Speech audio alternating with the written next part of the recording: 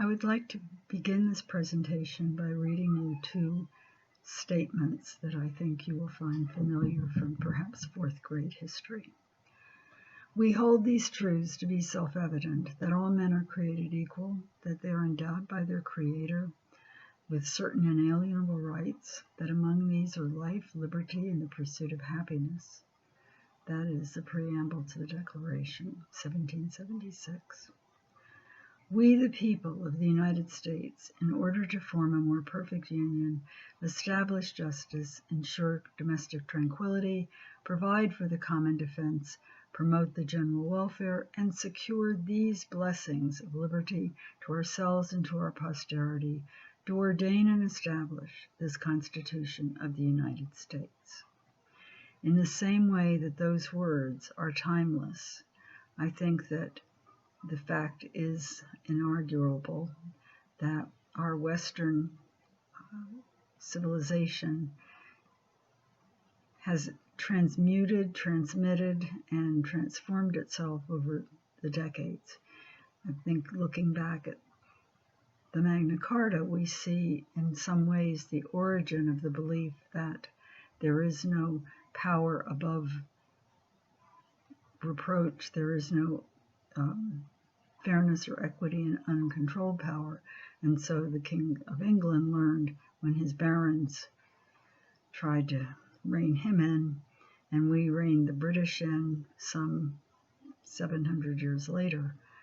I think that this proves the point that we go back and look at tradition and look at civilization and see the origins of where we are today.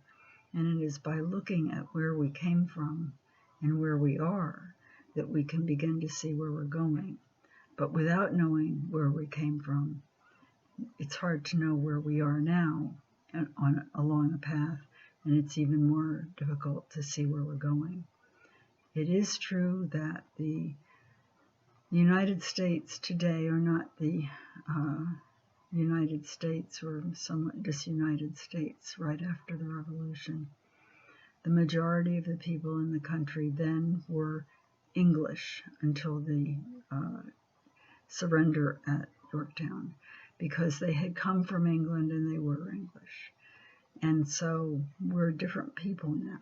We're a country of millions and millions from different parts of Europe, from South America, from Africa, from every nation on earth practically. But yet we still have the tradition of the English man, the English citizen, who had some rights, maybe not very many in some cases, but had some rights. And the fact that that became the basis for our Constitution, I think, is important. And it teaches us, I think, by example, to know that Western civilization, Western tradition is important and relevant for us to study now as it ever was, and maybe even more so now. Thank you.